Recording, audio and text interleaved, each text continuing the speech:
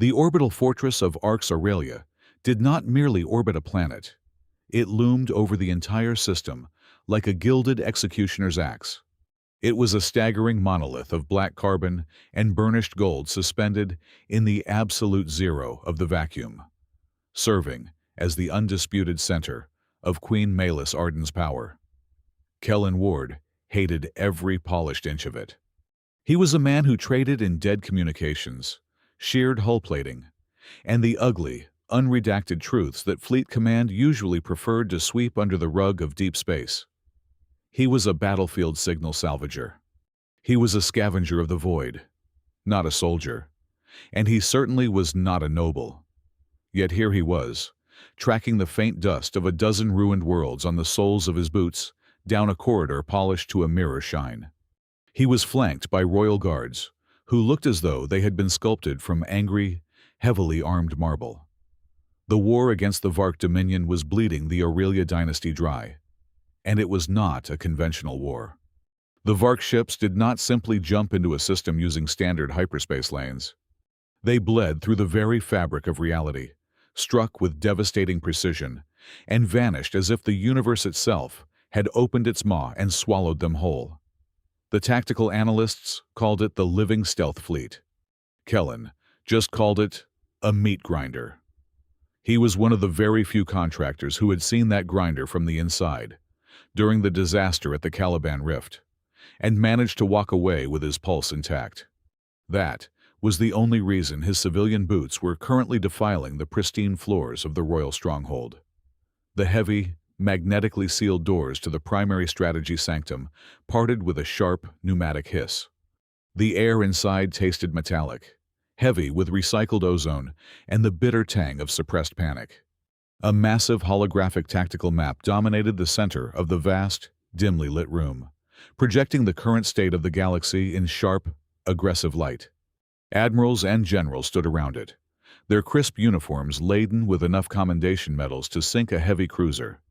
However, Kellen's eyes were trained by decades of salvage work to look for what was missing rather than what was loudly present.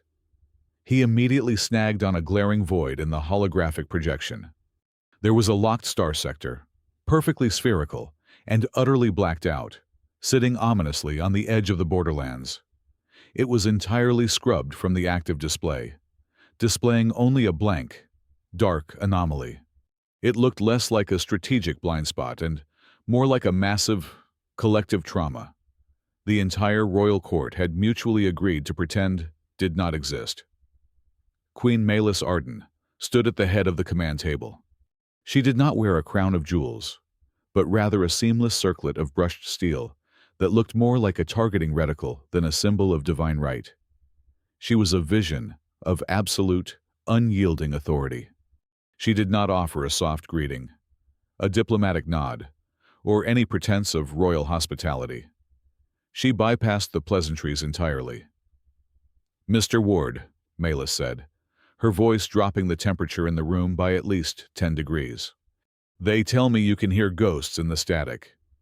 "I hear data." "Your Majesty," Kellen replied, his tone distinctly flat, pragmatic, and entirely unimpressed by the gold braiding surrounding him.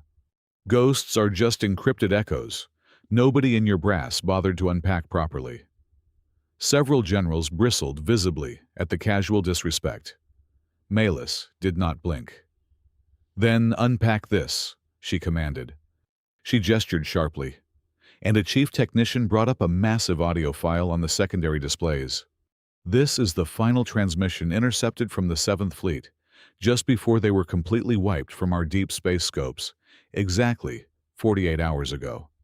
My chief analysts tell me it is corrupted garbage, distorted beyond any usable tactical metric. I am told you might disagree."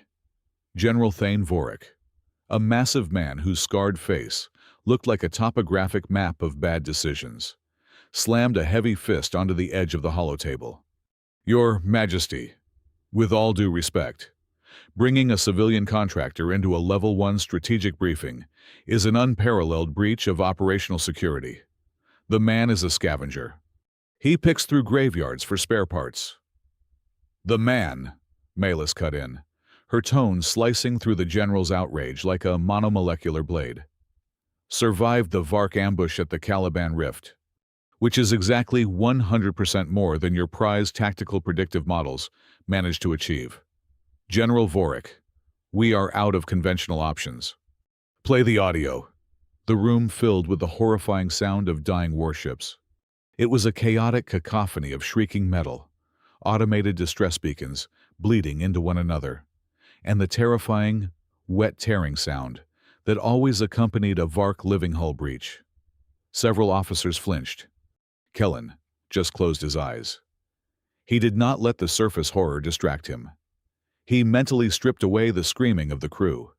He bypassed the standard military carrier waves. He dug straight into the subfrequencies, the dark, murky places where data usually degraded into quantum static. "Give me the main console," Kellen said, stepping up to the polished glass interface without waiting for an invitation or clearance. Two guards instantly leveled their pulse rifles at him, but a minute wave of the Queen's hand forced them to stand down. Kellen's fingers danced across the haptics with practiced, hurried precision. "Your analysts are looking at the amplitude. They are treating it like a standard fleet-wide tactical broadcast. But the Vark do not communicate in binary when they hunt. They resonate." He isolated a specific, deeply buried bandwidth. He dropped the horrific shrieks of the dying fleet to a muted background whisper and amplified the absolute baseline frequency by 300%. He stripped out the distortion, filtered the cosmic radiation interference, and stabilized the core wave. The sound in the room changed abruptly. The chaotic noise vanished, replaced by a rhythmic, undulating tone. It was incredibly low, vibrating heavily in the chest cavity rather than registering in the ears. And it was highly structured. It was not a weapon spooling up. It was not a coordinated firing solution being distributed among enemy cruisers. It was a melody. The hair on the back of Kellen's neck stood up. The sound was a slow, haunting progression of notes, repeating in a soothing, almost hypnotic loop. Amidst the slaughter of the Seventh Fleet, the enemy was broadcasting something that sounded exactly like a lullaby. "What in the hell is that?" General Vorik demanded, his previous bluster entirely replaced by a deep, instinctual unease. "Is it a psychological warfare broadcast? A neural disruptor meant to paralyze the crew?" "No," Kellen said, his voice quiet but carrying effortlessly across the tense, sudden silence of the command center. "It is a pacification loop.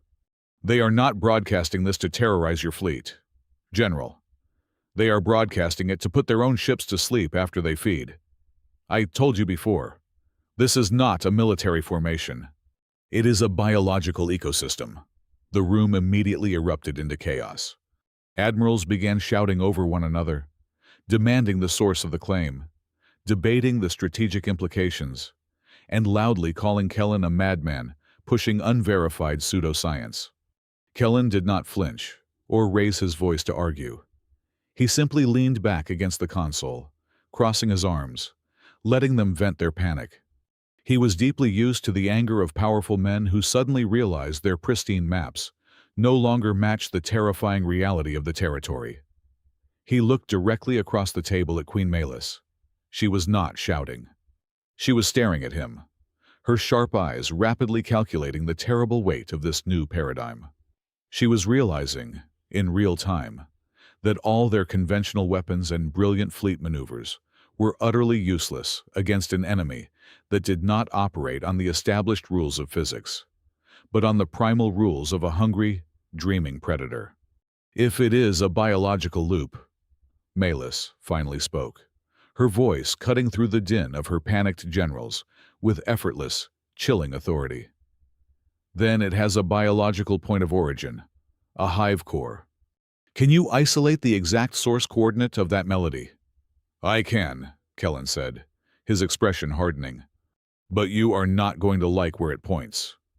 He tapped the console one final time, routing the isolated frequency's raw telemetry data directly back into the main holographic projector.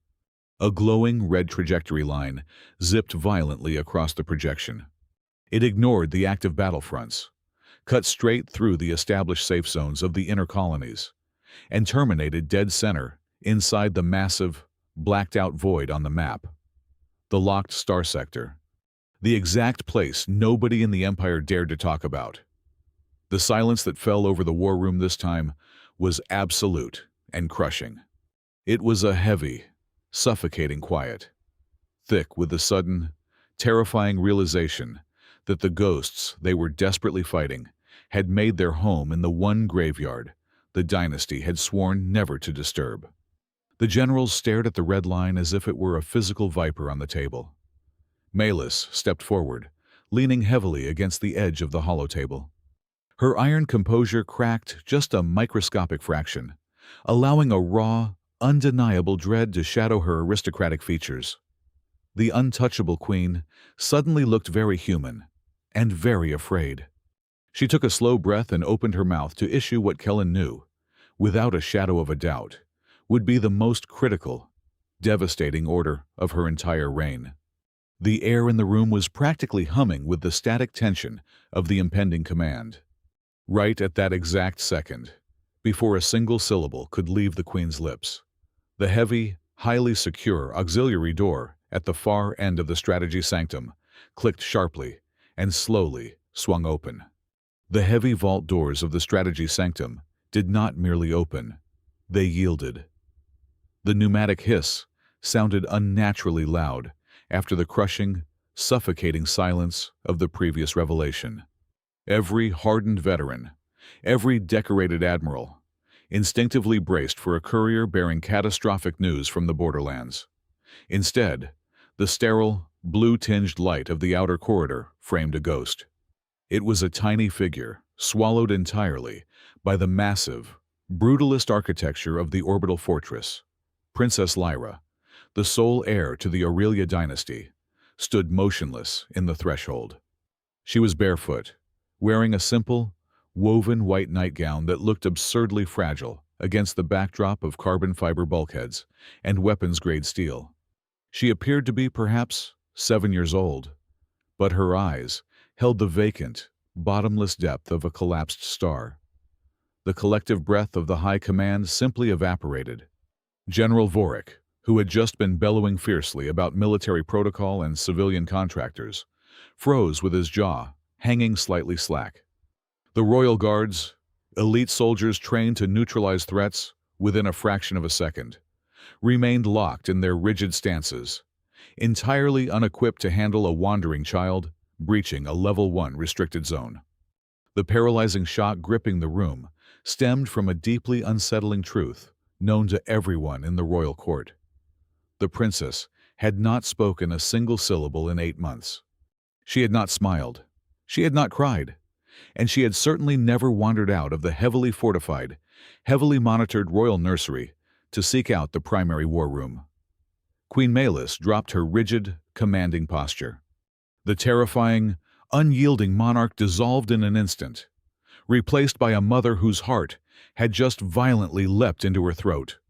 She took a hasty step forward, her hands reaching out, her sharp voice softening into a desperate, pleading whisper as she called her daughter's name. Lyra did not blink. She did not turn her head to acknowledge the queen. She walked past the supreme commander of the galaxy, as if Malus were completely transparent. She ignored the glittering admirals arrayed around the table. She ignored the swirling, crimson threat vectors on the holographic display. Her bare feet made absolutely no sound on the polished deck plates as she moved with a terrifying, somnambulistic purpose. She was walking straight toward Kellen Ward. Kellen felt his heart perform a painful, erratic stutter against his ribs. He was a scavenger. He belonged in the ruined, frozen wreckage of dead cruisers, not in the crosshairs of a royal anomaly.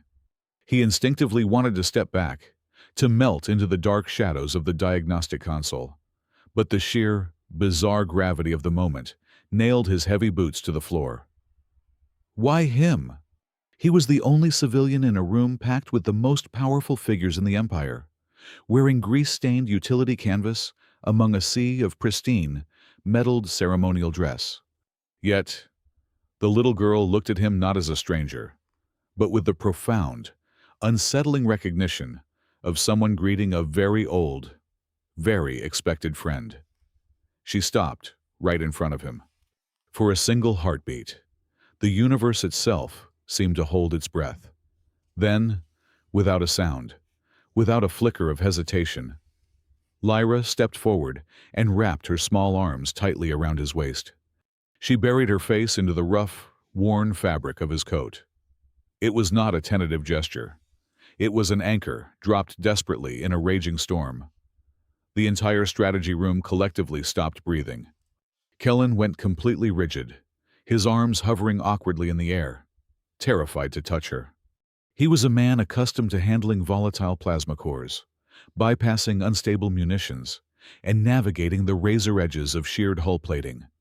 But he was entirely paralyzed by the gentle, terrifying weight of the royal air clinging to him. He looked up, his eyes meeting the Queen's horrified gaze across the tactical table, transmitting a silent, frantic plea of complete ignorance. Before Malus could issue a command, before a single guard could break their training to intervene, the war room reacted. The instant Lyra's cheek pressed firmly against Kellen's chest. The massive holographic projector dominating the center of the sanctum shrieked. It was not a mechanical failure. It was a digital scream of sudden, violent reconfiguration.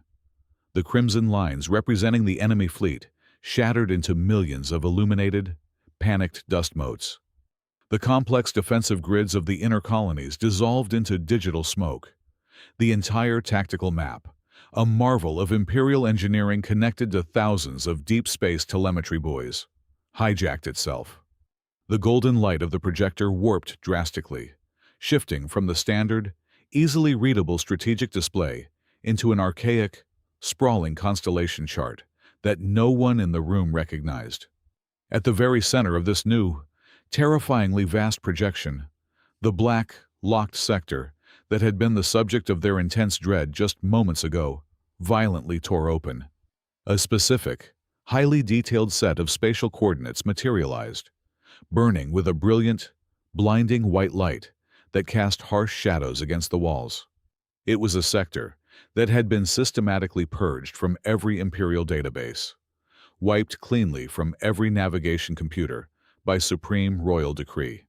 It was a forbidden grave, a place of profound disaster that the Empire had spent vast fortunes trying to bury. Now, it hung suspended in the air, glowing with an accusatory luminance. The harsh, blinding light of the forbidden coordinates washed over the paralyzed faces of the High Command. In the absolute, ringing silence that followed the map's violent transformation, a sound broke the stillness. It was small, fragile, and rough from months of absolute disuse. Lyra tilted her head up slightly, keeping her arms locked firmly around Kellen's waist. Her voice was barely louder than the ambient hum of the life support air recyclers. But in that deadly, silent room, it struck everyone like a physical blow. "You came back before the fire closed," she whispered. All the blood drained from Queen Melis's face in a single, terrifying rush. She staggered backward, her hand flying instinctively to her throat as if she had been shot. The Iron Monarch, who had just faced the revelation of a living enemy fleet without flinching a single muscle, looked entirely, irreparably broken. That sentence was not a child's random, meaningless babble. It was a ghost returning to haunt the throne. It was almost word for word the final, desperately fragmented transmission her husband, the late king, had broadcasted just seconds before his flagship was utterly consumed by the anomalous disaster that took his life all those years ago. It was a highly classified secret, heavily guarded by the highest echelons of the crown. A sentence no 7-year-old girl could possibly know. But Malus was not the only one drowning in sudden, icy terror. A cold, suffocating dread coiled tightly around Kellen's spine, sinking its freezing claws deep into his flesh. The breath hitched violently in his lungs, and a cold sweat broke out across his broad shoulders. He stared down at the top of the little girl's head, his mind spiraling into a violent, chaotic freefall that defied all his pragmatic logic. The Queen recognized those whispered words from a classified military transmission. Kellen recognized them from somewhere far, far worse. It was the exact phrase, the precise, maddening sequence of words that echoed endlessly through his own mind every single night. It was the chant of the recurring nightmare he suffered, the terrifying burning dream of screaming metal and blue fire that he had never, not even once, spoken aloud to another living soul. The missing 11 hours of his life, the blank, heavily scarred void in his memory from the day of the great disaster, suddenly felt entirely, dangerously alive, and it was looking right at him through the eyes of a child. "Initiate Protocol Absolute," Queen Malus commanded, her voice slicing through the paralysis of the room with the precise, lethal edge of a vibroblade. The strategy sanctum responded instantly. The heavy pneumatic doors slammed shut with a deafening metallic thud, engaging 6 layers of magnetic deadbolts. The ambient lighting shifted from a cool, analytical blue to a harsh, aggressive amber, bathing the high command in the color of extreme emergency. Automatic lockdown shutters slammed over the observation ports, cutting off the view of the sprawling galaxy outside. No one was going to enter, and absolutely no one was going to leave until Malus determined whether the man standing in the center of her war room was a cosmic coincidence, an active threat, or the harbinger of something far more devastating. "Remove the princess!" General Vorik barked, gesturing sharply to the 2 royal guards stationed nearest to the holographic array. The guards stepped forward, their massive armored frames moving with terrifying, silent efficiency. They approached Kellen and the little girl with their hands outstretched, intent on separating the heir from the unknown contractor. "Do not touch her," Kellen warned, his voice low and tight. He did not move to protect her, afraid any sudden motion would be interpreted as a hostile act. But his instincts screamed at him to shield the fragile weight pressing against his ribs. One guard ignored the warning, reaching down to gently grasp Lyra by the shoulder. The instant the armored gauntlet made contact with the fabric of her nightgown, Lyra flinched violently. She let out a sharp, breathless gasp and buried her small hands deeper into the thick canvas of Kellen's jacket, twisting the material into tight, desperate knots. Simultaneously, the sprawling tactical interface suspended above them detonated into a frenzy of digital agony. Warning runes the size of heavy cruisers flashed across the projection in aggressive, bleeding red. The orbital defense grid of the capital planet, displayed on the secondary monitors, began to stutter, showing massive power fluctuations. Automated defense platforms in the outer atmosphere reported spontaneous targeting errors. The war room's localized gravity stabilizers whined in protest, causing a brief, nauseating wave of weightlessness to wash over the assembly. The entire command infrastructure of the Aurelia dynasty was throwing a violent, synchronized tantrum because a child was being pulled away from a stranger. "Step back!" Malus roared, her composure cracking under the sheer impossibility of the situation. "Guards, stand down immediately!" The soldiers recoiled, as if they had been burned. The moment they retreated, Lyra's breathing slowed. The violent red warnings on the tactical board flickered and reverted to their stable, ambient glow. The gravity settled. The fortress stopped screaming. Malus tapped a rapid sequence into her wrist communicator. "Medical detail to the Prime Sanctum. Bring the chief neuroengineer. Now!" Within 2 minutes, the heavy blast doors hissed open, just enough to admit a frantic royal physician and a senior technician hauling a floating pallet of diagnostic equipment. They rushed to the center of the room, their eyes widening at the bizarre tableau. The stoic, ragged salvager standing perfectly still, acting as a structural support pillar for the most important child in the universe. "Scan her," Malus ordered, her tone brooking no hesitation. The physician carefully maneuvered a silver, disc-shaped sensor near Lyra's head, pulling up a stream of biometric data on a transparent slate. He stared at the numbers, blinked hard, and tapped the screen as if it were malfunctioning. "Your Majesty," the physician stammered, looking up in sheer disbelief. "Her vitals are pristine. For the past 8 months, Her Highness has exhibited erratic neural firing patterns, chronic stress markers, and severe arrhythmic heart palpitations. Right now, her biological rhythm is not just stable. It is completely flawless. The neural synchronization is operating at 100% efficiency, provided she maintains physical contact with this individual." General Vorik practically vibrated with rage.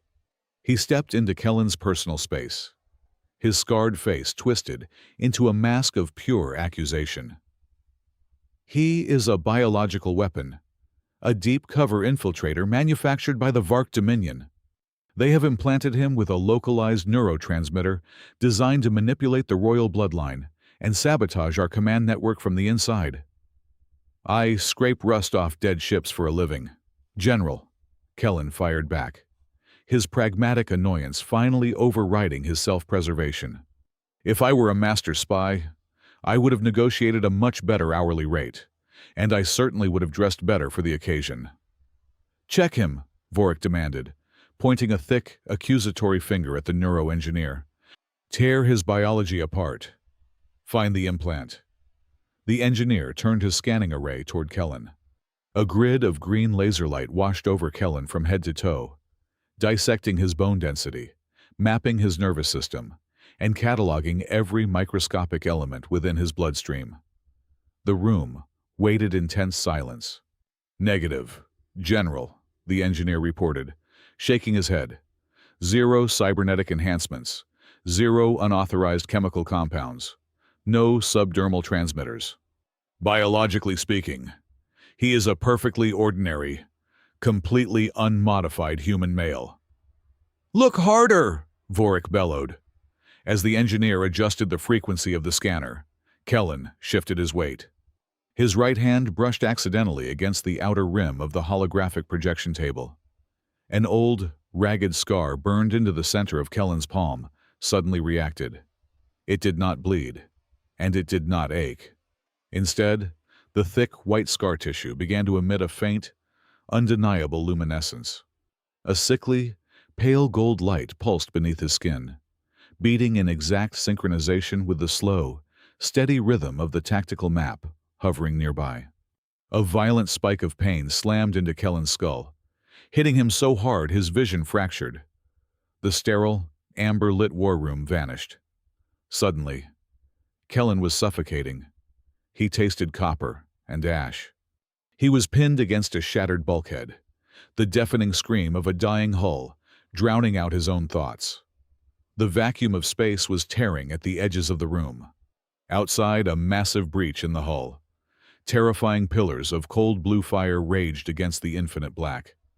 A man lay on the deck plates next to him, wearing armor shattered beyond recognition.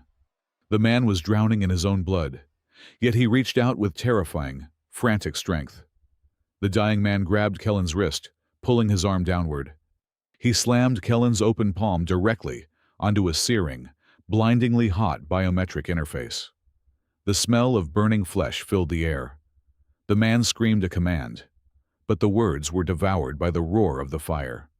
The vision snapped shut. Kellen gasped, his knees buckling slightly. He caught himself on the edge of the console, his chest heaving as if he had just run 10 miles in zero gravity. The golden light fading from his palm left a lingering, phantom heat. He looked up to find Queen Malus standing mere inches from him. The guards had raised their weapons again. The medical staff had scrambled backward.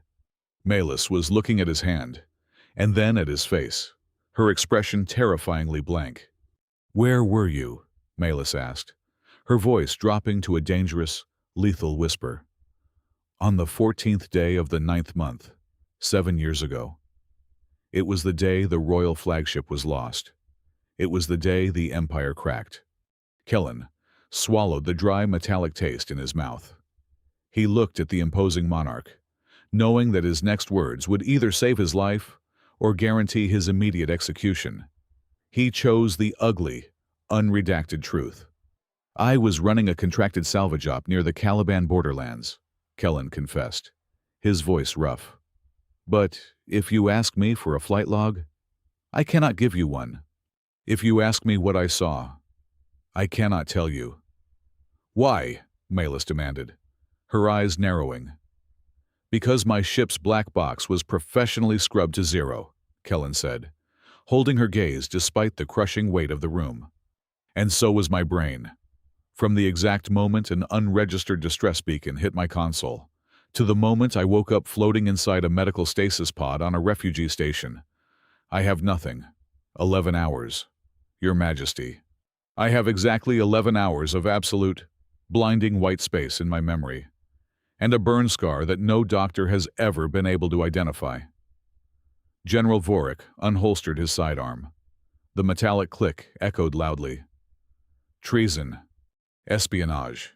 He is an infected vessel. Execute him and place the princess in quarantine. Malis did not look at Vorik. She looked at the massive tactical map. The entire planetary defense network was currently stable, humming along perfectly. Entirely because Lyra still had her arms wrapped tightly around the waist of the man Vorik wanted to shoot. If Kellen died, if Lyra let go, the shockwave through the system could cripple their defenses, just as the Vark Dominion was mobilizing for a strike. Put the weapon away, General, Malis ordered. Your Majesty, you cannot possibly. I said put it away, she snapped, unleashing the full, terrifying authority of the crown. Vorik gritted his teeth and holstered the weapon. Malis turned back to Kellen, her face a mask of calculated, dangerous necessity. You are not going to a holding cell, Mr. Ward, she declared, her tone sealing his fate. You are not leaving this palace. You will be confined to the royal wing, under absolute, unrelenting surveillance. You will eat what my guards give you. You will sleep where I tell you to sleep. Because it seems that if my daughter lets go of your coat, my empire falls out of the sky. Kellen looked down at the child, anchoring him to the floor, and then up at the locked vault doors.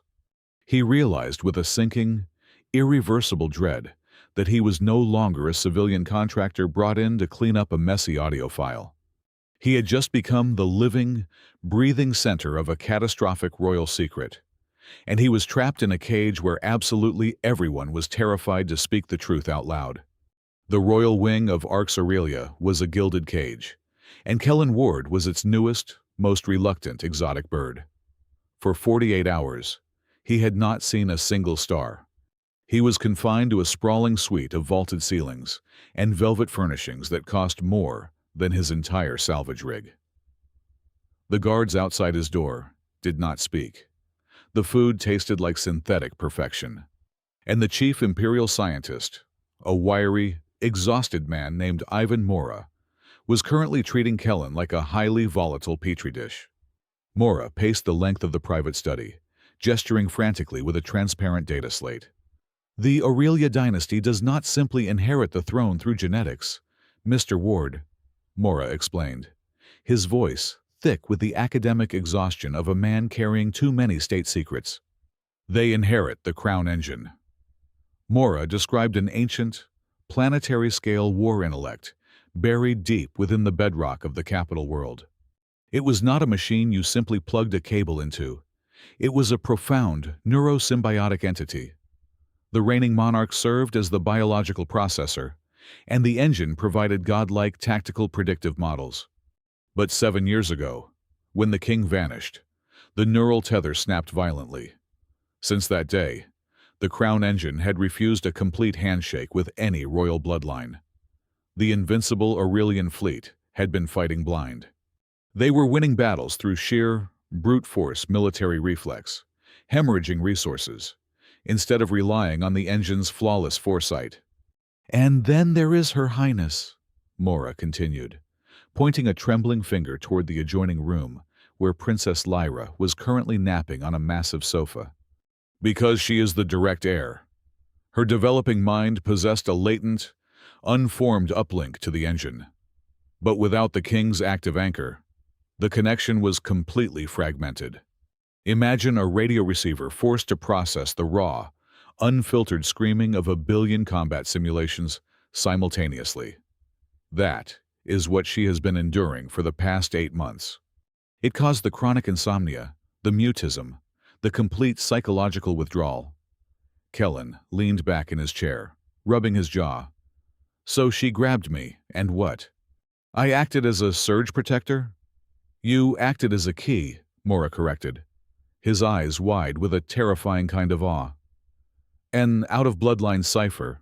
The Crown engine recognized your biometric signature instantly. It used your physical presence to stabilize the princess's neural bridge. The system has been waiting for you, Mr. Ward. It has been waiting for longer than any of us calculated. Kellen hated every single word of that explanation. He was a pragmatist. He fixed broken thrusters and spliced frayed power conduits. He had zero desire to become a biological grounding wire for a royal artificial intelligence. The very idea made his skin crawl. Yet, despite his profound irritation, he stayed in the gilded cage. He stayed because every time he sat on the edge of that absurdly massive velvet sofa, the little girl slept soundly. The dark circles under her eyes were fading. The crushing, silent terror that had gripped her small frame was gone, replaced by the quiet, even breathing of a normal 7-year-old child. Kellen could walk away from a lot of things, but he could not walk away from a kid who only found peace when holding on to his grease-stained jacket. By the 4th day of his confinement, the peace took a strange, unsettling turn. Lyra began to draw. She did not draw the crude, disjointed shapes typical of her age. The royal handlers provided her with digital art slates, and Lyra immediately discarded the vibrant color palettes. She selected a stark, luminous white and began dragging her small fingers across the black glass with terrifying speed and precision. She filled dozens of slates with sprawling, intricate geometric webs. Kellen stood over her shoulder one afternoon, staring at the lines. He recognized complex orbital mechanics. He recognized gravitational slingshot vectors and deep space telemetry arcs. Lyra, a child with zero tactical training, was sketching highly advanced astrogation charts. When Queen Malus finally visited the suite, she did not look at Kellen. She looked directly at the slates scattered across the carpet. Her elegant features tightened into a mask of cold realization. "These are not random patterns," Malus said quietly, picking up one of the glass panels. "These match the classified topography of the outer rim. She is plotting the exact, hidden slipstream routes the enemy has been using to bypass our early warning buoys." The dynamic between the scavenger and the sovereign was a razor-thin wire pulled taut over a bottomless canyon. Malus treated Kellen as an incredibly useful piece of volatile ordnance. She needed him to keep her daughter sane and her empire afloat. But she fundamentally distrusted the chaotic, unquantifiable variable he represented. Kellen, in turn, saw the Queen as a brilliant, formidable force of nature who was suffocating under the weight of her own secrets. She projected absolute strength, but Kellen knew a crumbling foundation when he saw one. She was hiding too much, and the cracks were beginning to show. "If you want to win your war," Kellen told her, leaning against the doorframe with his arms crossed, "you might want to stop treating me like a hostile asset and start telling me what the hell your husband actually did out there before he died." Malus met his gaze, her eyes like frozen steel. "My husband's actions are state secrets, Mr. Ward. Not bedtime stories for civilian contractors. Your civilian contractor is currently keeping your daughter from short-circuiting your planetary defense grid," Kellen shot back, completely unfazed by the royal glare. "So maybe we skip the protocol and get to the part where you explain why a dead king branded my hand." The answer did not come from the Queen. It came from Lyra. That evening, while the guards rotated their shifts outside, Lyra stood up from her drawing slates. She walked over to Kellen, took his large, calloused hand in her tiny fingers, and tugged. She led him out of the suite. Malus, who had been reviewing fleet deployments on a secondary monitor, stood up and followed them in silence, her expression a mix of apprehension and reluctant curiosity.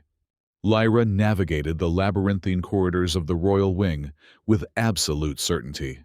She bypassed the heavily trafficked arteries of the palace, leading them down, descending spiraling staircases, and through long, forgotten halls, draped in dust covers. They arrived at a dead end deep within the subterranean levels of the fortress. The wall before them was solid, seamless durasteel, devoid of any visible keypad, handle, or retinal scanner. It was an archival vault, sealed off from the main palace grid, completely dead to the outside world. Lyra looked up at Kellen. She reached up, took his right hand, and gently turned his palm upward. The old, jagged scar rested in the center, pale and quiet. Without a word, Lyra placed her own, small, delicate hand directly over the scar. Then, together, she pressed his palm flat against the cold, blank metal of the wall. The durasteel reacted instantly. A ripple of emerald light expanded from their hands, washing over the surface of the barrier. The heavy metal did not hiss or slide. It simply dissolved, retracting into the floor and sealing with a deep, subsonic hum. The air inside the vault was stale, tasting of ancient ozone and preserved paper. It was not a digital server room, but a physical archive filled with heavy, bound ledgers and isolated standalone data drives. The lights flickered on, illuminating a single pedestal in the center of the room.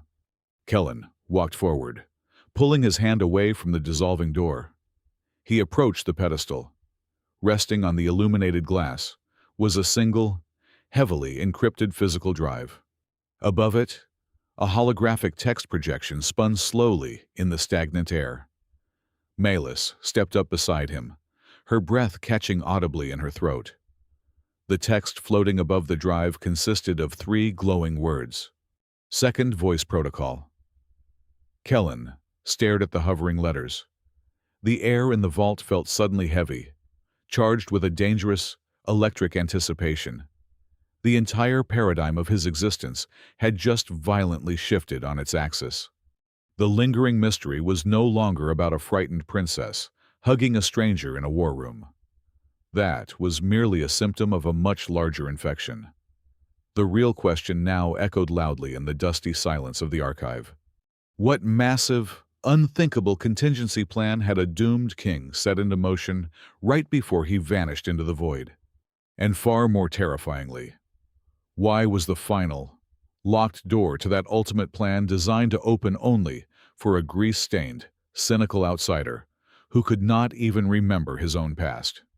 The official designation granted to Kellen Ward was Temporary Strategic Consultant.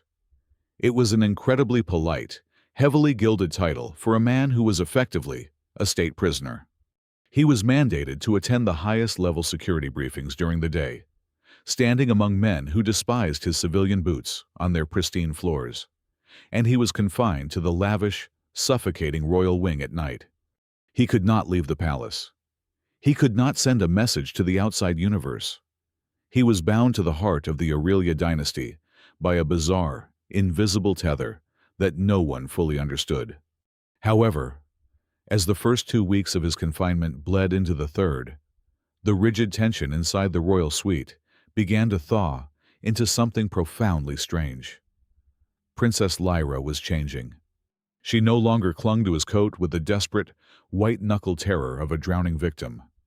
The oppressive, silent fear that had suffocated her for 8 long months was lifting. She started to follow Kellen around the massive living quarters, like a quiet, curious shadow. When he dismantled the suite's climate control panel out of sheer boredom to see how the royal engineers wired their air scrubbers, Lyra sat cross-legged on the carpet beside him, handing him tools. She also began to speak. Her voice was no longer a rough, terrifying whisper, delivering cryptic warnings. It became a soft, conversational murmur, though the things she chose to say were far from ordinary. "The old stars sing in the walls," she told him one afternoon, resting her cheek against the cold metallic bulkhead of the dining hall. She traced a tiny finger along a seam in the metal. "They are very tired, Kellen. They want to go to sleep, but the machine will not let them close their eyes." Kellen did not dismiss her words as childish imagination. He knew she was listening to the ambient echoes of the Crown engine, the ancient war intelligence buried beneath their feet. He simply wiped grease from his hands with a rag and looked at her. "Well," Kellen replied, his tone entirely serious, but laced with his signature dry pragmatism. "If the machine is keeping them up past their bedtime, we might need to go down there and unplug the main router, or at least threaten to cut off its power supply until it behaves." Lyra stared at him for a long moment, her large eyes blinking slowly. Then, Kellen attempted to stand up, forgot he had placed a heavy torque wrench on his lap, and sent the massive tool crashing directly onto his own foot. He let out a sharp, muted grunt, hopping backward on one leg while muttering a highly colorful curse about gravity being a royalist plot against the working class. Lyra's eyes widened. A small, strange sound escaped her throat. It started as a hesitant hiccup, then bubbled upward, breaking through months of absolute silence. It was a laugh, a genuine, bright, ringing laugh that echoed through the vaulted ceilings of the suite. Kellen stopped hopping, utterly arrested by the sound. He looked at the little girl, rubbing his bruised foot, and a slow, genuine smile broke across his rough features. He realized he had accomplished something the most brilliant royal neuroengineers and decorated physicians had failed to do. He had given a 7-year-old girl her childhood back, simply by being a clumsy, normal human being. Standing silently in the shadows of the arched doorway, Queen Malus watched them. The absolute, unyielding ice that forever encased her heart did not entirely melt. But a deep, structural fracture appeared. For the first time since her husband vanished, she looked at the scavenger and felt a profound, overwhelming wave of gratitude. She would never say the words out loud. Her crown did not allow for such vulnerable admissions. But as she watched her daughter wipe a tear of mirth from her eye, the Queen decided that Kellen Ward was no longer just a biological anomaly to be managed. He was the only real thing left in her fractured palace. That night, after Lyra had fallen asleep in the adjoining room, Kellen and Malus sat together at the encrypted terminal, poring over the data drive they had retrieved from the hidden vault. The decryption process was agonizingly slow, peeling back layers of sovereign code. What they found inside the second voice protocol was a digital graveyard of the king's final days. The logs proved that the late king had not been caught entirely off guard by the disaster at the Caliban Rift. He had known an impossible threat was circling the empire. More importantly, the timestamps revealed that he had actively tried to trigger the second voice protocol exactly 48 hours before his flagship deployed for the final time. The protocol was not a weapon. It was an override. It was a desperate failsafe designed to sever the Crown engine from the royal bloodline entirely, transferring ultimate command authority to a designated external proxy. "He was trying to lock the throne out of the war," Malus whispered, staring at the glowing text, her hands trembling slightly. "He was trying to take the keys away from his own high command." "Why?" Before Kellen could answer, a sound drifted from the open door of Lyra's bedroom. It was a hum. Lyra was shifting in her sleep, subconsciously vibrating a soft, rhythmic tune against her pillows. Kellen froze entirely. The breath vanished from his lungs. The blood in his veins turned to absolute ice. He stood up slowly, his chair scraping loudly against the floor, and walked toward the bedroom door. He listened to the melody rising and falling in the quiet dark. It was a slow, haunting progression of notes. It was the exact same sequence. It was the identical, flawless pacification loop he had isolated from the horrifying audio file of the Vark Dominion's living stealth fleet. The monstrous lullaby the enemy used to soothe their biomechanical warships after a slaughter was currently being hummed by the sleeping princess of the Aurelia dynasty. "Malus," Kellen said, his voice entirely devoid of its usual sarcastic edge. "We have a catastrophic problem." The next morning, the paranoid isolation of their investigation was shattered by a ghost. Sable Quill, the elusive master of royal intelligence, materialized in the Queen's private study. Quill wore no uniform, blending into the shadows of the room as if she were made of smoke. She did not offer a bow. She dropped a physical, encrypted data slate onto the marble desk. "We are bleeding from the neck, Your Majesty," Quill stated, her voice a sharp rasp. "For the past 6 months, the Vark Dominion has been perfectly intercepting our deep space supply convoys. I have spent thousands of hours tracing the telemetry bounces. It is not an algorithm cracking our codes. It is a leak. Someone occupying a Level 1 seat on your Supreme Military Council is actively feeding hyperlane coordinates directly to the enemy." The pieces of a terrifying puzzle slammed together in Kellen's mind. A king trying to lock his own generals out of the war system.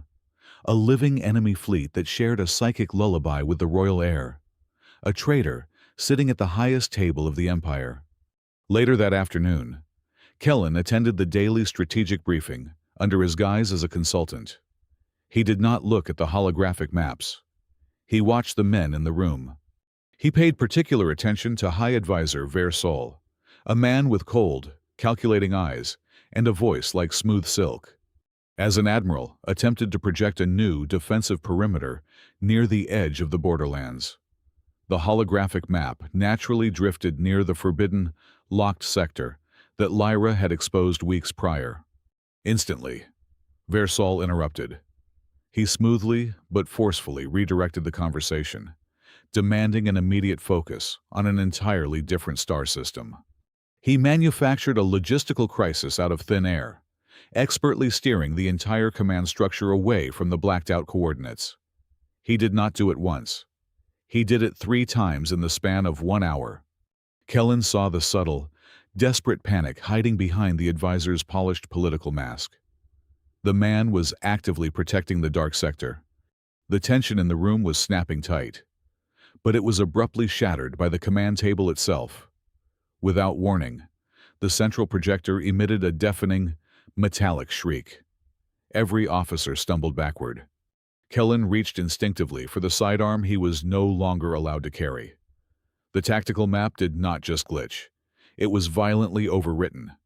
This was not Lyra's doing. She was miles away in the secure wing.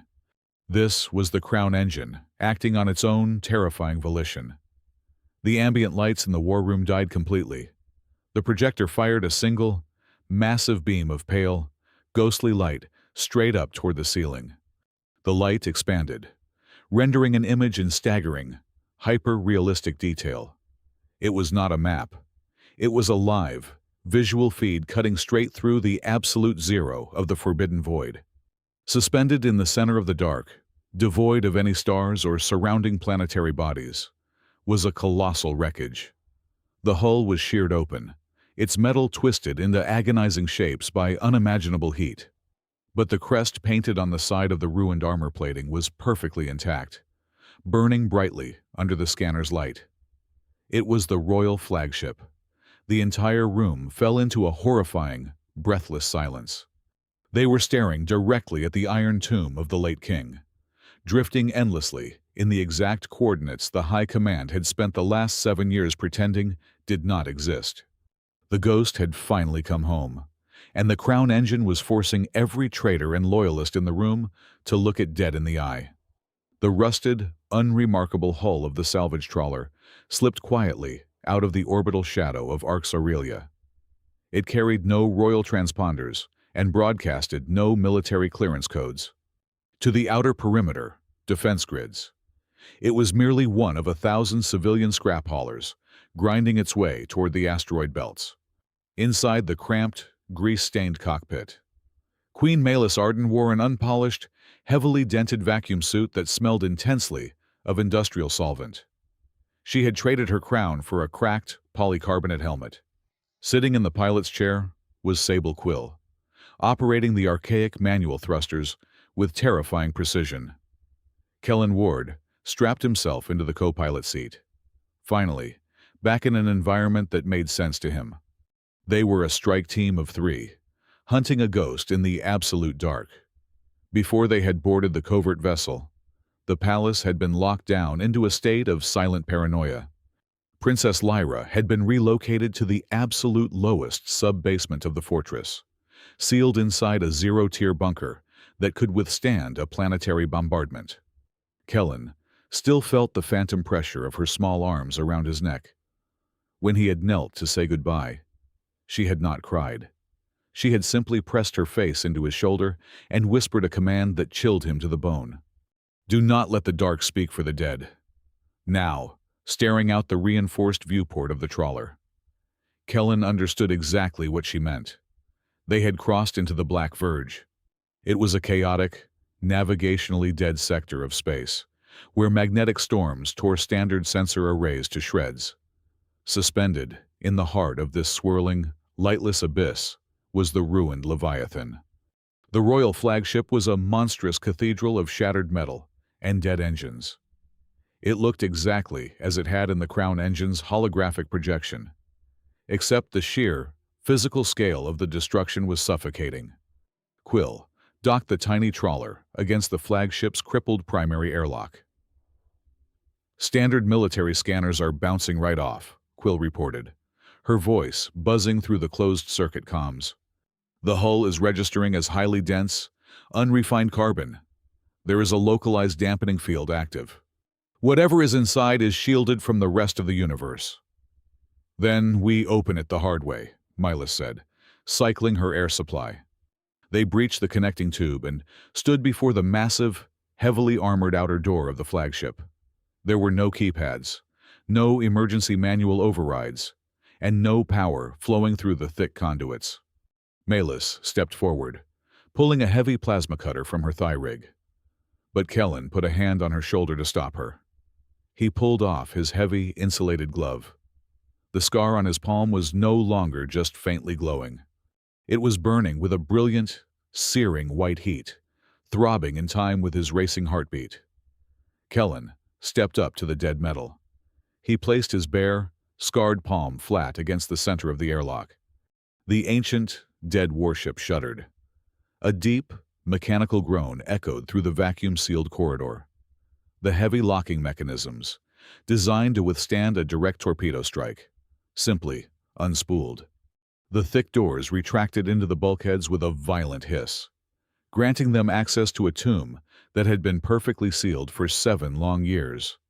They stepped into the zero-gravity environment of the main corridor, their magnetic boots locking onto the deck plates with heavy, rhythmic thuds. Kellen swept his shoulder-mounted illumination beam across the dark. He expected to find a graveyard.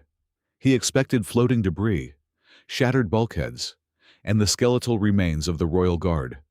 Instead, he found a terrifying museum of preserved secrets. There were no organic corpses. The walls of the corridor were lined with hundreds of translucent, crystalline memory pods, glowing with a faint, dying amber light. Suspended perfectly within the center of the Grand Hall were dozens of towering biomechanical soldiers. They were not Vark horrors, nor were they standard Aurelian infantry. They were a bizarre, terrifying hybrid of Imperial armor and organic circuitry, flash-frozen in absolute stasis. They stood in perfectly organized defensive formations, guarding the approach to the command bridge. "They were not boarded," Milas whispered, staring in horror at the frozen synthetic guards. "They were completely locked down from the inside. He sealed the ship himself." They pushed forward, navigating through the haunting silence until they reached the nerve center of the flagship. The bridge was a cavernous space, dominated by the massive dead console of the captain's chair. Quill immediately interfaced her decryptor slate with the primary mainframe. Her fingers flew across the haptics, hunting for the ship's final logs. "The core memory is severely fragmented," Quill announced, her brow furrowing behind her visor. But it was not destroyed by a weapon strike. It was intentionally scrubbed. And the encryption signature used to wipe the drives belongs to the Supreme Royal Seal. The king erased his own command history. Kellen moved toward the central diagnostic table. He brushed a layer of frozen dust from a secondary monitor. His scar flared again, shooting a sharp ache up his forearm. He pressed his hand against the glass screen. Instantly, the dead monitor flickered to life. The system bypassed all security protocols, recognizing the biometric brand on his flesh as the ultimate master key. A localized holographic recording bloomed in the center of the dark bridge. It was the king. He was heavily wounded, his royal armor scorched and cracked, bleeding in the zero-gravity environment. He was speaking directly into the recording matrix, his voice harsh and desperate.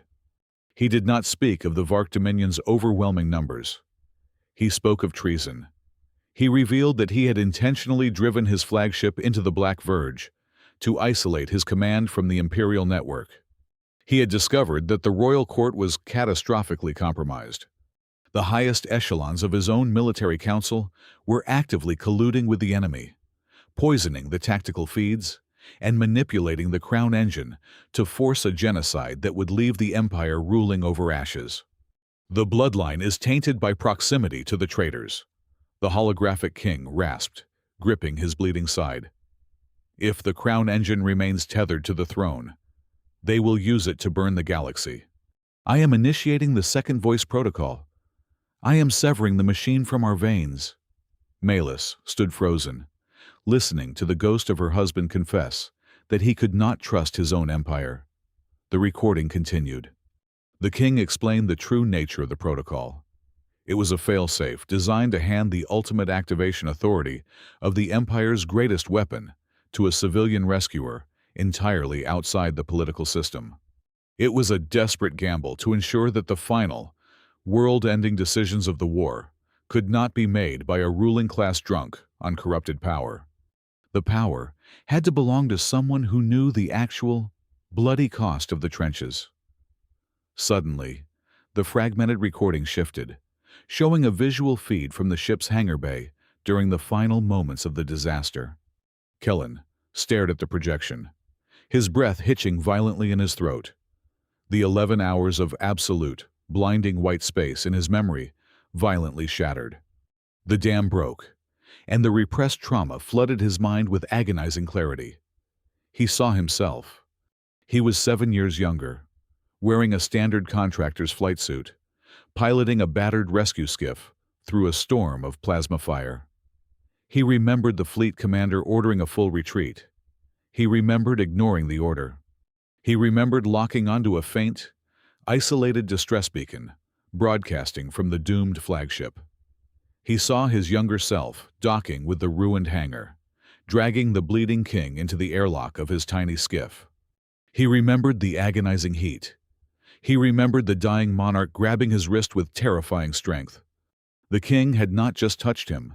He had engaged a microscopic, subdermal neuroprinter hidden in his gauntlet, burning the sovereign activation cipher directly into Kellen's flesh.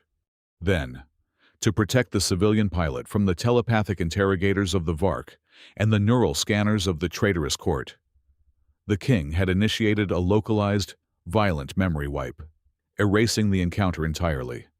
Kellen staggered backward, his magnetic boots disengaging momentarily. He slammed into a console, his chest heaving. He was not just a lucky survivor. He was the vault. He was the living, breathing failsafe the king had chosen to carry the conscience of the Empire. Malus turned to look at him, her eyes wide with a mixture of awe and devastating sorrow. She finally understood why her daughter clung to the rough scavenger. The machine had recognized the king's final proxy. "We have the truth," Malus said, her voice shaking but resolute. "We have the proof we need to purge the High Council. We have to get this data back to the capital." Before Kellen could process the crushing weight of his restored memories, the dead silence of the bridge was shattered by a piercing, high-pitched scream. It was not a human sound. It was Quill's decryptor slate, sounding a catastrophic proximity alarm. "Spatial rupture detected!" Quill shouted, tearing the slate from the console. Multiple massive gravitational anomalies forming directly outside the hull. "We have incoming—" Kellen threw himself toward the viewport. The absolute darkness of the Black Verge was tearing open. Violent rips in the fabric of space glowed with a sickening, toxic green light. Massive, jagged silhouettes of the Vark living stealth fleet began to slide out of the voids, surrounding the dead flagship in a perfectly orchestrated, inescapable net. They had not been tracked by their rusted civilian trawler. The enemy had been waiting for them at the exact, highly classified coordinates of the royal tomb. The ambush was undeniable. Absolute proof that the supreme traitor sitting in the palace war room had known exactly where they were going, and had sent the monsters to ensure the king's final secret never saw the light of a star again.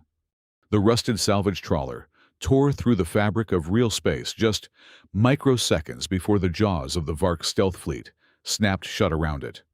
The violent jump back to the capital system nearly tore the archaic vessel apart, but they survived. However, the return to the gilded halls of Arx Aurelia offered absolutely no sanctuary. The brutal truth they had extracted from the dead flagship did not bring salvation. It acted as a hammer, striking a flawless pane of glass.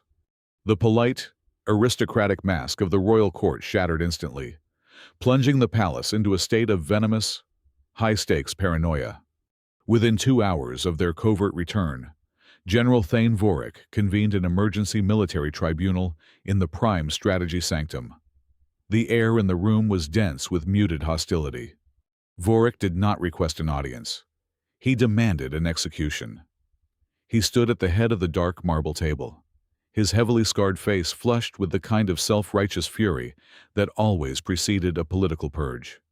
He pointed a thick, accusatory finger directly at Kellen Ward, who stood flanked by armed guards, still wearing his grease-stained vacuum suit. "The man is a carrier," Vorik roared, his voice echoing violently off the carbon fiber bulkheads. "He goes out to a forbidden sector, supposedly recovers a convenient, unverified memory of our fallen sovereign, and returns just as the enemy mobilizes. It is a fabricated Vark psychological virus. He is a biological Trojan horse designed to infect the crown engine by manipulating the vulnerable mind of the princess. I demand his immediate transfer to the interrogation black sites." Queen Malis stood tall, her posture radiating absolute, freezing authority. But inwardly, she was fighting a desperate battle on a crumbling cliff edge. "You will not lay a hand on him, General," Malis countered, her tone slicing through the shouting. "I have the decrypted logs from the royal flagship. I have the king's final testament. It proves beyond any shadow of a doubt that the treason originates from within this very room." She slammed her hand down on the primary interface, commanding the crown engine to project the visual evidence they had bled to recover. The massive holographic array hummed to life. The pale light flickered, attempting to render the agonizing final words of her husband. But the projection stuttered. The image warped into violent, pixelated static. A sharp, grating error klaxon filled the room. The system displayed a massive, undeniable warning in stark red lettering. "Access denied. Supreme priority override engaged." Malis felt the blood drain from her face. The crown engine was not malfunctioning. It was being actively suppressed. The system was continuously interrupted by an internal authorization layer that rivaled the power of the throne itself, proving definitively that the betrayal was hard-coded into the highest command tier. The traitor was sitting at the table, suffocating the truth with bureaucratic code. The doors to the sanctum burst open. The heavy magnetic locks did not simply disengage. They were blown violently outward by an invisible, localized kinetic wave. Princess Lyra did not walk quietly this time. She ran. She ignored the heavily armed guards, ignored the shouting generals, and sprinted directly across the war room. She threw her small body at Kellen, wrapping her arms securely around his waist, burying her face into his chest. The reaction of the orbital fortress was immediate and catastrophic. The entire planetary defense grid, normally invisible to the naked eye, flared to life in the holographic display. Every single data stream, every encrypted communication packet, every silent telemetry bounce in the royal network was suddenly mapped out in glowing, radiant lines of light. Lyra was using her biological tether to the crown engine to force the system to reveal its hidden veins. One massive, undeniable crimson line of data burned brighter than the rest. It pulsed with the stolen rhythmic lullaby of the enemy fleet.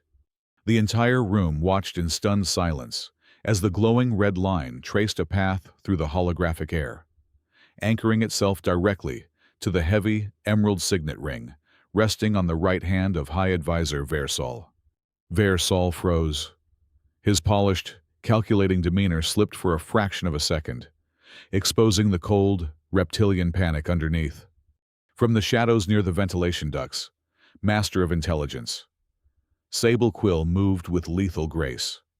She drew her silenced sidearm, aiming directly at the High Advisor's chest. "Traitor!" Quill hissed. "You sold the fleet for a hollow crown." But Sul was a man who planned his betrayals years in advance. He smiled a thin, bloodless smile and subtly twisted the emerald ring on his finger. The crimson data line hovering in the air abruptly violently severed its connection to him. It whipped across the room like a physical serpent, attaching itself directly to the encrypted data slate holstered on Sable Quill's tactical belt. Instantly, the war room's automated security protocols shrieked. Red targeting lasers from the ceiling turrets locked onto Quill's chest. The system loudly declared her the origin point of the treasonous data leak. Saul had perfectly, flawlessly framed the Queen's only reliable blade. "Arrest the spy!" Sul commanded, his voice dripping with mock sorrow. The royal guards turned their rifles toward Quill. Knowing she had milliseconds to react, Quill did not try to argue with a rigged machine. She dropped a concentrated thermal smoke grenade at her feet. The blinding flash and thick, choking white smoke filled the corner of the room. By the time the ventilation scrubbers cleared the air 15 seconds later, the grate above her was kicked open, and the master spy had completely vanished from the political surface, leaving Malus entirely isolated. By nightfall, the silent coup evolved into a loud, vicious propaganda war. The internal communication feeds of the palace were hijacked. Anonymous broadcasts flooded the personal screens of every noble and soldier on the station. The synthesized voices claimed that the Queen had gone soft, manipulated by a dirty, out-system scavenger who had seduced her judgment. They claimed the princess was exhibiting abnormal, dangerous behavior because of this civilian's toxic influence. The carefully curated image of the untouchable Aurelia dynasty was being dragged through the mud of public doubt. Malus was cornered. The Royal Council convened a secondary, highly aggressive session, giving her an ultimatum. She had to choose between the traditional, unshakable order of the throne and her entirely undocumented, vague trust in the man her daughter had inexplicably chosen. Hand Kellen Ward over to the Inquisitors to calm the political firestorm, or risk a full military mutiny. The Queen made her choice, but she did not announce it. Under the cover of a fabricated security sweep of the lower decks, Malus personally bypassed the guard rotations. She did not send Kellen to the dungeons, nor did she return him to his gilded cage. She led him through a series of forgotten maintenance shafts, climbing higher into the superstructure of the orbital fortress until they reached the Zenith Observatory. It was an ancient, glass-domed tower situated at the absolute highest peak of the palace. It had been abandoned and locked away since the day the king vanished. The room was coated in a thick layer of undisturbed dust, and the massive brass telescope pointed blindly toward the dark void. It was the only room on the entire station entirely severed from the internal surveillance network. When the heavy iron door clicked shut behind them, the oppressive, suffocating tension of the court finally fractured. In this quiet, dusty space, bathed only in the cold light of distant stars, the rigid hierarchy simply ceased to exist. Kellen collapsed onto an old, canvas-covered crate. He ran his hands roughly over his face, exhaustion radiating from his bones. "I remember the fire," he said, his voice stripped of its usual dry armor. "I remember dragging his body onto my skiff while the rest of the extraction team screamed over the comms for help. I disobeyed a direct withdrawal order to save one man, and because of that, my crew burned. I traded their lives for 11 hours of blank space in my head." Malus stood near the curved glass, looking out at the glittering defense fleet that was slowly turning against her. She reached up and unclasped the heavy, ceremonial mantle from her shoulders, letting it drop to the dusty floor. She did not look like a supreme monarch. She looked like a woman who was tired of carrying the sky. "You did not kill your crew." "Kellen," Malus said softly, her voice carrying a profound, devastating sorrow. She turned to face him, stripping away the last remaining layer of her deception. "I did." Kellen looked up, his brow furrowing in confusion. "The salvage crews were not supposed to be anywhere near the Caliban Rift that day." Malus confessed, the tears she had held back for 7 years, finally threatening to break.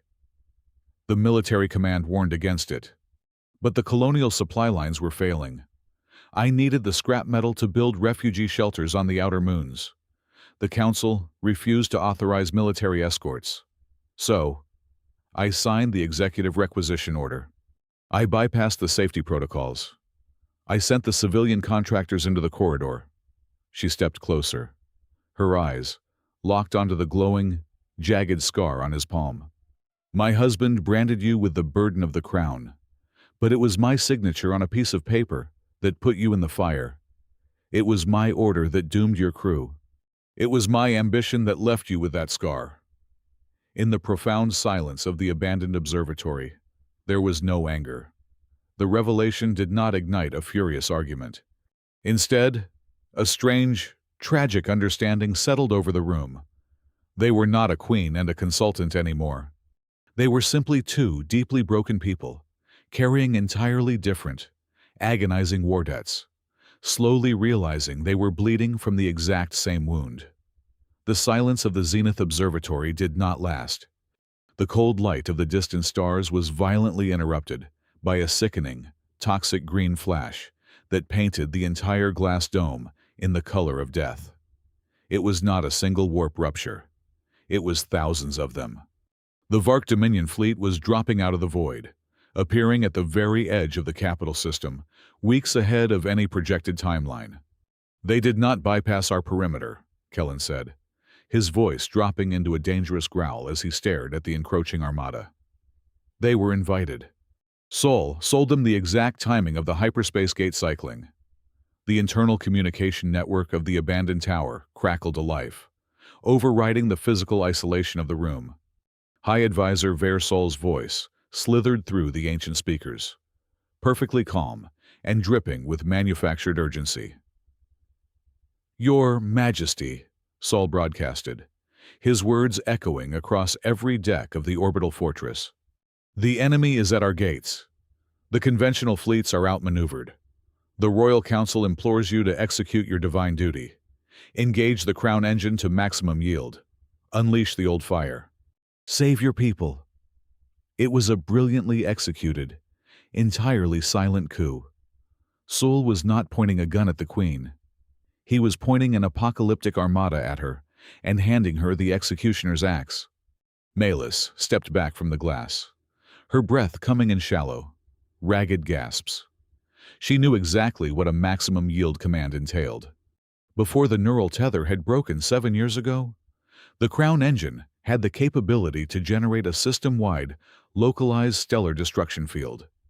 It was a wave of pure, unfiltered annihilation. Kellen saw the horrifying realization twist her features. He pieced the political trap together in a matter of seconds. "He does not want to rule an occupied empire," Kellen said, stepping toward her. "He wants you to pull the trigger. If you activate the engine the old way, that wave will incinerate the Vark stealth ships.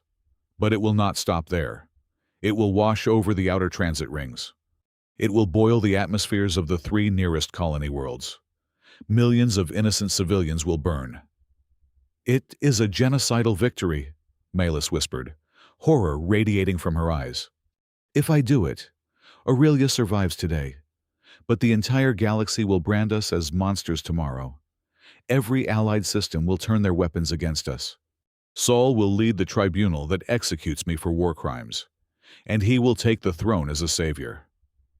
Then, we do not let him get his hands on the firing switch, Kellen stated, ripping a heavy access panel off the wall, exposing a vertical engineering drop shaft. We have to reach the main physical core of the engine before his loyalists lock it down. They plunged into the bowels of the station. They could not use the primary turbolifts or the grand corridors. They had to navigate the rusted, forgotten arteries of the fortress. They slid down vertical technical shafts, lined with sparking high-voltage cables, their heavy boots seeking purchase on slick metal rungs. They bypassed locked security gates by crawling through the narrow, suffocating tubes of the anti-gravity transit lines, the deafening roar of the air cyclers threatening to burst their eardrums. Deep within the lowest levels of the palace, the fortress began to shake. It was not the impact of enemy fire. It was a massive, internal seismic tremor. Kellen braced himself against a rusted bulkhead as the metal groaned around them. He looked at the ambient lighting strips, which were flickering violently in a slow, rhythmic pattern. The lullaby. Princess Lyra was physically safe inside the impenetrable multi-tier bunker, but her mind was completely unprotected. The sheer, overwhelming terror of the encroaching Vark fleet, combined with the chaotic panic of the royal court, was bleeding directly into her latent neural link. Her nightmares were violently flooding the system, making the ancient war machine scream in digital agony. The Crown engine was terrified because the child connected to it was terrified. The rhythmic flashing of the lights cast harsh, strobing shadows across Kellen's face. The adrenaline pumping through his veins burned away the tragic understanding he had felt in the observatory, replacing it with a sudden, violent surge of raw anger. The truth Malus had confessed earlier crashed over him again, heavier and sharper this time. He stopped walking. He stood in the center of the dark, heavy gravity of the storage level, looking at the Queen. "You signed the paper," Kellen said, his voice a low, furious rasp that cut through the mechanical noise of the station. "You bypassed the safety protocols because you needed cheap metal for your political projects. You sent civilian contractors into a combat zone, and when the fire came, you left us there to burn." Malus stopped, turning to face him. She did not deflect. She stood entirely defenseless against his rage. "And now," Kellen continued, taking a step toward her, the bitter resentment of 7 lost years boiling over. "Your high advisor wants you to do the exact same thing on a massive scale. He wants you to sacrifice millions of innocent colonists to save your own skin. You royals are all exactly the same. You just changed the scale of the slaughter." He turned his back on her, his fists clenched so tightly his knuckles turned white. He looked toward the secondary hangar access doors. He was a survivor. He knew how to hotwire a shuttle and disappear into the chaos. He was ready to walk away and let the Aurelia dynasty choke on its own toxic ambition. "You are right," Malus said to his back. Her voice was not commanding. It was broken, stripped of every ounce of pride. "I am the monster who signed that order. I have to carry that weight until I die. But my daughter did not sign anything. The colonists on those outer worlds did not sign anything. If you leave now, the dark speaks for the dead, and it speaks for the living, too." Kellen squeezed his eyes shut. The fortress violently shuddered again. A sharp, piercing frequency echoed through the floor grates, a sound that Kellen recognized instantly. It was the sound of a child crying out in her sleep, amplified by a planetary war machine. He slammed his fist against the rusted wall in sheer frustration. The metal dented under his knuckles. As his scarred palm made contact with the bulkhead, the old burn mark flared with blinding white light. The dormant engineering terminal embedded in the wall next to him suddenly activated. Decades of dust blew off the interface as the system recognized the biometric master key. A small, blue holographic projection materialized in the damp air. It was the late king, recorded years before his fatal final mission. He looked exhausted, speaking directly into a personal log. The High Command only knows how to break things. The king's voice echoed softly in the tunnel. They view every problem as a nail, and the throne as a hammer. But power cannot fix the wounds it creates. If the day comes when the empire is forced to the brink of the abyss, do not trust the generals. Trust the one who fixes what power breaks. Find the scavenger. The projection faded into the dark. Kellen stood entirely still, staring at the empty space where the king had been. The man had not just given him a code, he had given him a profound, terrifying responsibility. He looked down at his scarred hand, and then he turned slowly back to look at Melis. She was standing in the shadows, waiting for his verdict. Kellen let out a long, heavy breath, releasing the blinding fury that had threatened to consume him. He walked back toward her, his expression hardening into cold, pragmatic resolve. "I am not doing this for your throne," Kellen stated firmly, looking her dead in the eye. "I am not doing it for your husband's memory, and I am certainly not doing it for the Empire. I am doing it because I am sick to death of watching adults cover up their massive failures by burying innocent people. And I am doing it because there is a little girl in a bunker right now who thinks I am the only thing keeping the monsters away." He walked past her, gesturing toward the heavy blast doors leading to the subterranean core. "Let us go fix your broken machine, Your Majesty," Kellen said, "before Saul uses it to burn the rest of the universe." Together, they plunged deeper into the dark, racing against the apocalyptic clock ticking down above their heads. The subterranean zero-tier bunker was designed to withstand a direct orbital bombardment, but it was currently falling to the agonizing, localized heat of rebel plasma cutters.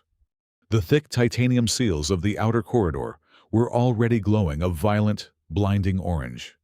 Kellen Ward and Queen Melis Arden threw their combined weight against the final internal barricade, slamming the heavy magnetic deadbolts into place just as the outer doors began to slag. They had outrun Versol's mutinous strike team by a margin of mere seconds. The inner sanctum of the bunker was a cavernous, spherical chamber lined with ancient, dormant server towers.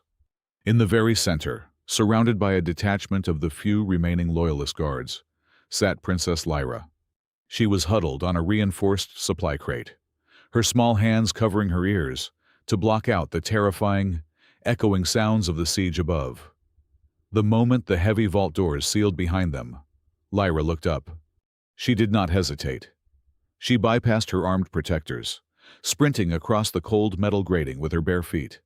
She threw herself into Kellen, wrapping her arms around his waist with an iron grip, burying her face against the thick canvas of his jacket. She did not do it out of silent terror this time. She did it out of absolute, unwavering relief. The instant her cheek pressed against his chest, the Crown engine did not merely react. It woke up.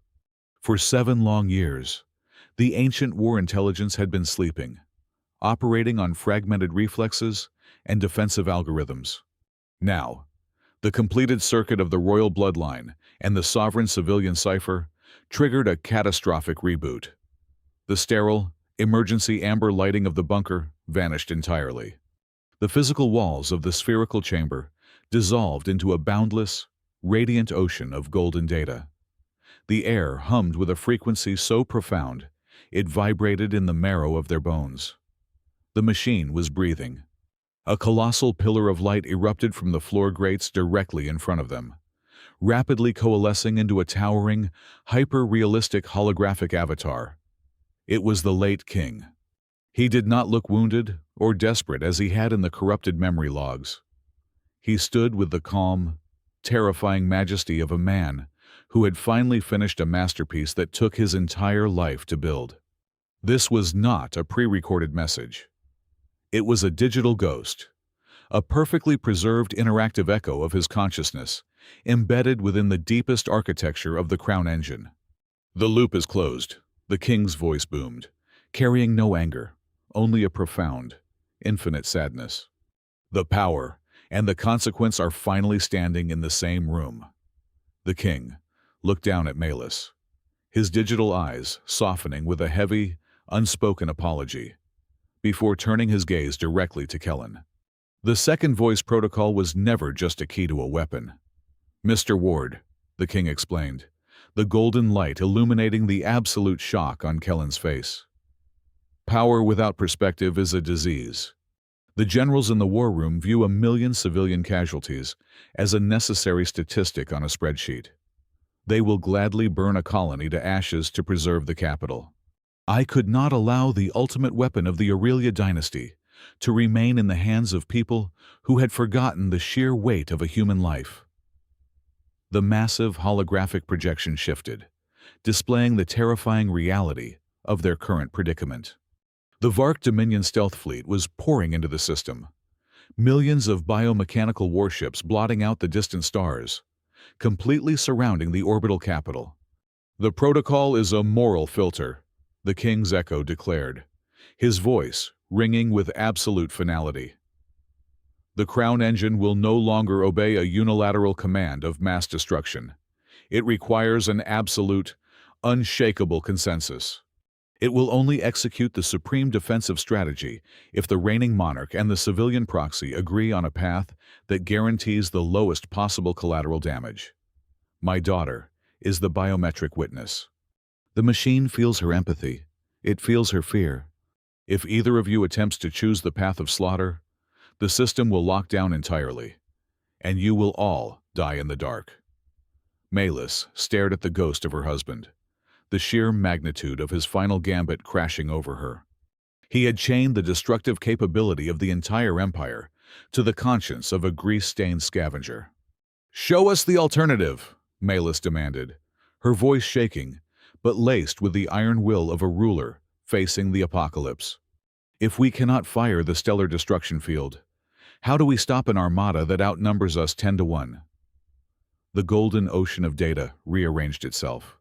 It projected a chaotic, seemingly suicidal tactical maneuver. "We do not shoot them," Kellen said, his eyes rapidly tracking the complex, sweeping lines of the engine's proposed strategy. He understood the mechanical language of the projection instantly. "We drop the orbital shields. We fake a complete system collapse. We let the Vark Vanguard plunge straight past our perimeter defenses, directly into the heavy gravity wells of the inner planets. The remaining Loyalist generals, communicating via encrypted subspace channels from isolated command posts across the station, immediately began screaming over the audio feeds. "That is absolute insanity!" a high-ranking admiral roared through the static. "You are asking us to bare our throats to a starving beast! If we drop the shields, they will rip Arx Aurelia apart before your trap even triggers." "It is not a trap. It is a snare," Kellen fired back, grabbing a communication microphone from a nearby console. "We let them dive deep into the system. Then, we use the Crown engine to forcibly redirect the immense kinetic energy of our own civilian transit network and the automated mining buoys. We link them together. We create a massive, artificial gravitational resonance net. It will not incinerate the enemy ships. It will permanently scramble their biomechanical propulsion cores. We rip the fangs out of their mouths and leave them completely stranded. It requires absolute, microscopic precision," the King's echo warned, the projection beginning to flicker as the rebel plasma cutters outside breached the second layer of the titanium vault. One miscalculation, one fraction of a second of hesitation, and the resonance net will fail. The capital will be vaporized. To make matters infinitely worse, the localized communication feeds inside the bunker were abruptly overridden. High Advisor Versol had managed to hijack the system-wide emergency broadcast. His massive, sneering face appeared on every secondary monitor in the room, broadcasting to every single terrified citizen, soldier, and noble in the entire Aurelia system. People of the Empire. Sul's voice slithered through the speakers, dripping with manufactured grief. Queen Malus has suffered a complete psychological collapse. She has surrendered our ultimate defense network to a scavenging terrorist who is currently holding Princess Lyra hostage in the subterranean vaults. I implore the fleet commanders to ignore all orders originating from the Crown. Mutiny is no longer treason. It is survival. The political noose was pulled incredibly tight. Malus was bleeding authority by the second. The Crown engine projected a final, terrifying requirement, floating in the air between Malus and Kellen. To initiate the highly complex gravitational resonance net, the system required a seamless, uninterrupted bridge of command. Malus could not pilot the maneuver. She had to completely, publicly abdicate her supreme tactical control and transfer it directly to Kellen for a window of exactly 90 seconds. She had to hand the steering wheel of the entire empire to the civilian the court had just branded a terrorist. Malus looked at the heavily armed loyalist guards surrounding her. She looked at the monitors broadcasting Sul's venomous lies. Then, she looked at Kellen Ward, the man carrying the burn scar her husband had given him, the man her daughter trusted more than the heavy steel of the palace walls. She did not hesitate. Malus reached to her side and unhooked the heavy, golden interface scepter from her tactical belt. It was the physical manifestation of supreme royal authority, a blade of pure command circuitry. She stepped forward, ignoring the frantic protests of the admirals screaming through the communications channel. She activated the live, unencrypted visual feed from the bunker, broadcasting her actions directly over Sul's propaganda stream. Everyone in the galaxy was suddenly watching. With a fluid, unwavering motion, Queen Malus Arden placed the heavy handle of the sovereign scepter directly into Kellen Ward's calloused, scarred right hand. She was betting her throne, her historical legacy, and her very life on the morality of a broken man. The heavy vault doors groaned violently, the metal finally giving way under the intense heat of the rebel breaching charges. The time for debate was over. Lyra let go of Kellen's waist. She looked up at him, giving his heavy jacket one final, tight squeeze. "Sing them to sleep," she whispered softly. The royal guards immediately scooped her up, rushing her toward the heavily shielded, impact-proof survival pod embedded in the rear wall of the chamber. The orbital fortress violently shuddered, throwing several soldiers to the floor. The Vark vanguard had crossed the perimeter. The enemy had begun to fire their living munitions directly into the hull of the capital. Kellen stood in the center of the golden data stream, gripping the royal scepter so tightly his knuckles turned entirely white. He looked up at the holographic representation of the encroaching apocalypse, feeling the terrifying, godlike weight of the Crown engine connecting directly to his nervous system. The lives of billions rested squarely on his shoulders, and he raised the blade to execute the impossible plan that absolutely no one believed would work. Kellen gripped the golden interface scepter. The military conversation that Queen Malus had initiated weeks ago in a pristine, perfectly safe strategy room was finally reaching its conclusion. Only now. They were not debating the origin of a corrupted audio file. Every single syllable spoken between the scavenger and the monarch was dictating the survival of an entire civilization. "Rerouting primary power from the defensive batteries," Kellen announced, his voice steady despite the chaotic roar of the breaching charges, melting the vault doors behind them. "I am tapping into the civilian infrastructure grid." Instead of charging the orbital weapon platforms to deliver a killing blow, Kellen performed a staggering act of structural manipulation. He hijacked the navigation beacons, the deep space rescue buoys, the massive magnetic transit axes, and tens of thousands of civilian communication satellites scattered across the system.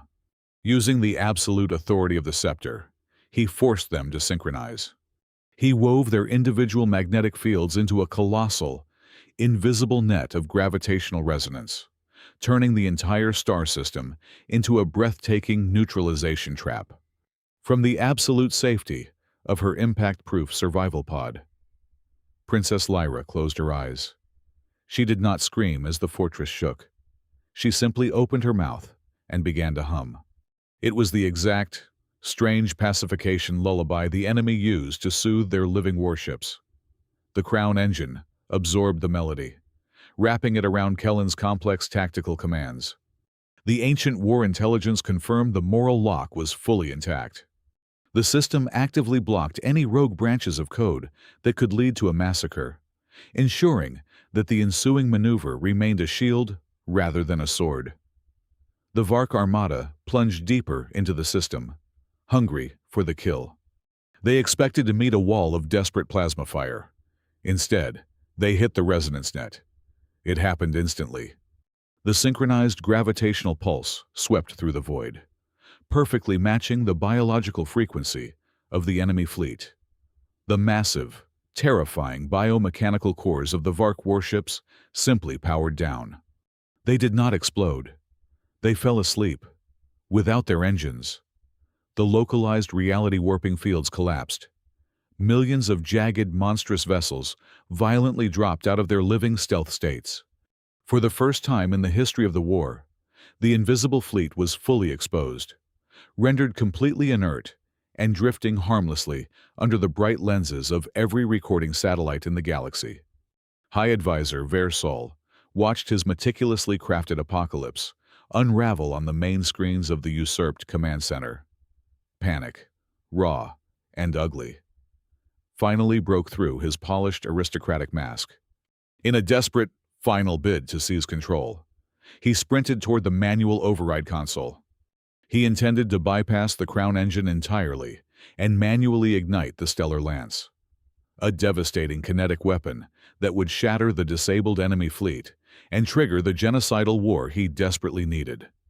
"Executing Supreme Override," Sewell screamed at the technicians, but his fingers never touched the firing mechanism. Queen Malis stood tall within the golden glow of the subterranean vault, looking directly into the live broadcast cameras. She did not raise a weapon. She raised the truth. With a single command, she unleashed the decrypted logs of the late king across every open channel in the Empire, simultaneously linking them to Kellen's civilian authorization cipher. "Versol," Milas declared, her voice ringing with the undeniable, righteous fury of a sovereign who had reclaimed her sky.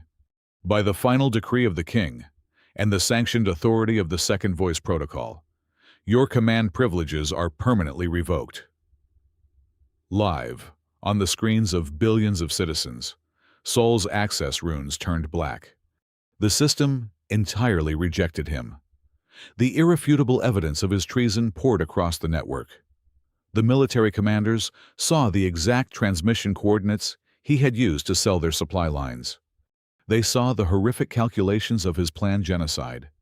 The Aurelian fleet officers, realizing they had been manipulated into mutiny to cover up a political coup, immediately powered down their targeting lasers.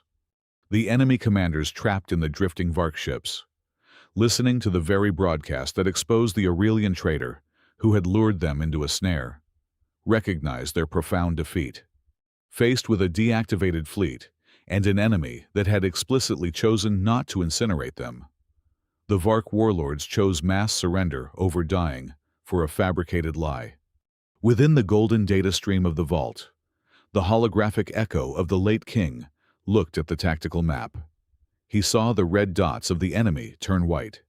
He saw his wife standing strong, his daughter safe, and the rough, cynical outsider holding the weight of the crown without letting it crush his humanity.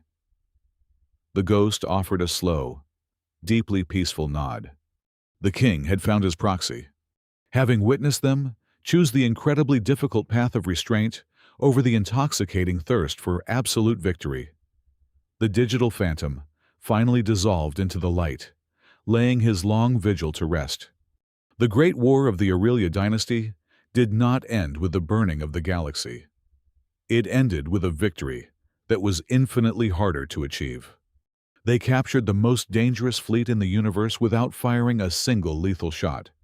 They exposed the rot within their own highest echelons, forcing the true traitors into the light. And they forced a terrifying enemy to step to the negotiation table from a position of profound moral and military defeat. The suffocating tension that had gripped the Empire for 7 years finally broke. Several weeks later, the atmosphere inside the rebuilt Prime Strategy Sanctum was entirely different. The harsh, aggressive amber lights were gone, replaced by the warm, steady glow of standard operations. The massive holographic map displayed diplomatic borders rather than kill zones. Kellen Ward stood near the edge of the tactical table. He was no longer a prisoner, and he was certainly no longer wearing a grease-stained vacuum suit, though he steadfastly refused to wear the suffocating ceremonial uniforms of the royal court. He wore a crisp, dark civilian jacket. Queen Malis had not offered him a knighthood or a military commission. Instead, she had created an entirely new position, appointing him as the Supreme Civilian Strategic Advisor. He was the only individual on the entire Royal Council who held the absolute, legally binding power to look at a military victory and say no if the human cost was too high. Malis stood across the table, her expression softer. The crushing weight of her hidden sins finally lifted from her shoulders. She was in the middle of a complex logistical breakdown regarding the relocation of the captured Vark vessels. "If we establish the quarantine zone near the outer gas giants," Malis was saying, pointing to a sector on the map, "we can ensure their biocores remain stable while the diplomats finalize the treaty." "Mr. Ward, I need your assessment on the structural integrity of those holding facilities." Before Kellen could offer his usual dry, pragmatic analysis, the newly installed, entirely standard doors of the sanctum slid open. Princess Lyra trotted into the room. She was wearing a bright blue dress, her hair slightly messy from playing in the royal gardens. She did not look haunted, and the stars no longer kept her awake at night. She ignored the guards, ignored her mother, and ran straight toward the tactical table. Without a word, she wrapped her small arms tightly around Kellen's leg, burying her face against his knee. The room did not freeze in terror. The planetary defense grid did not shriek. The crown engine remained perfectly, completely silent. She was no longer grabbing him out of a desperate, biological need for a survival mechanism. She was hugging him simply because she wanted to, because the rough, cynical scavenger had become her absolute safe place in a massive, terrifying universe. Kellen looked down at the little girl, a genuine, warm smile breaking across his scarred face. He gently rested his hand on top of her head. He looked back up at the Queen, who was watching them with a quiet, profound joy radiating from her eyes. It was the perfect, undeniable confirmation that out of the ashes of a catastrophic disaster, political treason, and a broken system, they had forged something completely unexpected. They had become a family, bound together in the strangest, most beautiful way the cosmos could possibly invent. Thank you so much for listening to this story. Please let me know where you are listening from in the comments below, so we can interact and share our thoughts. And do not forget to subscribe to the Sci-fi Stories channel, like the video, and support us further by hitting the hype button so this tale can be heard by many more people.